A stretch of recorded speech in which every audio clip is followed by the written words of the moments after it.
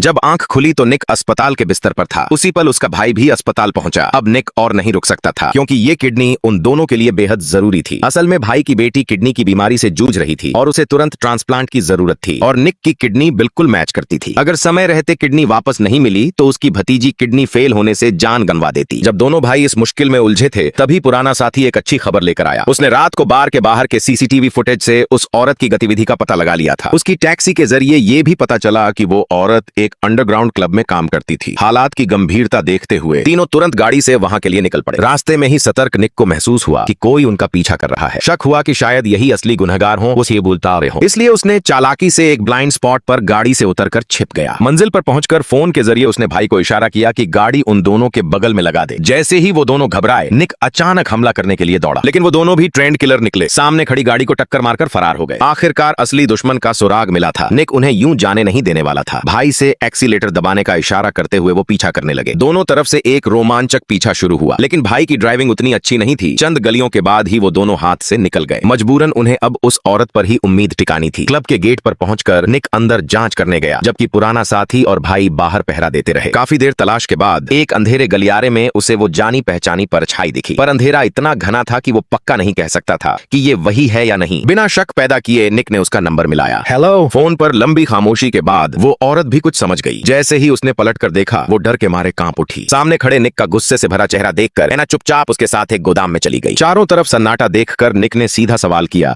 कि उसकी किडनी आखिर कहां है, पर ऐना ने कहा उसे भी नहीं पता, और ये सब उसने मजबूरी में किया, क्योंकि अगर ऐसा नहीं करती तो गैंग उसे मार मार कर तड़पा देते। जब निक ये सोच ही रहा था कि आगे क्या करे, तभी एक आदमी हाथ में बंदूक लिए सामने आ गया। यही वो शख्स था जिसने ऐना से निक की किडनी चुरवाई थी, इलाके का असली गैंग बॉस। अच्छा हुआ उसी वक्त निक का भाई भी वहां पहुंच गया। हालांकि उसने कभी बंदूक नहीं चलाई थी, फिर भी उसने गैंग को हथियार डालने की धमकी दी। दोनों तरफ जब तनाव चरम पर था, निक ने एक झटके में एक कार्टन उछालकर तुरंत रैक के पीछे छिप गया और निशाना साधकर गैंग मेंबर्स पर फायरिंग शुरू कर दी। टॉप किलर होने के नाते निक का हर वार सटीक था। चंद पलों में ही कई लोगों को ढेर कर दिया। गैंग बॉस भी समझ गया कि निक कोई आसान शिकार नहीं है, इसलिए लड़ते लड़ते पीछे हटने लगा। पर निक कहां छोड़ने वाला था, उसे तो अपनी खोई हुई किडनी वापस पानी थी। तभी गैंग बॉस ने बेईमानी करते हुए तीनों की तरफ एक फ्लैश ग्रेनेड फेंक दिया। फ्लैश बॉन्ड नीचे झुको। तेज धमाके से तीनों के कान सुन्न हो गए और सिर चकराने लगा। इसी मौके का फायदा उठाकर गैंग बॉस वहां से भाग निकला। इस तरह गैंग की तरफ से मिलने वाला सुराग भी पूरी तरह खत्म हो गया। जब तीनों गाड़ी में बैठकर अगला कदम सोच रहे थे, पीछे बैठे भाई को अचानक ख्याल आया, अगर गैंग ने इतनी मेहनत करके निक की किडनी चुराई है तो जरूर कोई अमीर शख्स किडनी ट्रांसप्लांट की जरूरत में होगा और उसका ब्लड ग्रुप भी निक से मेल खाता होगा। ये सोचते ही भाई तुरंत अस्पताल में काम करने वाले अपने दोस्त के पास गया और उसे ऐसे मरीजों की लिस्ट निकलवाई जिन्हें तुरंत किडनी की जरूरत थी। आगे की कहानी देखने के लिए चैनल को अभी सब्सक्राइब कर ले।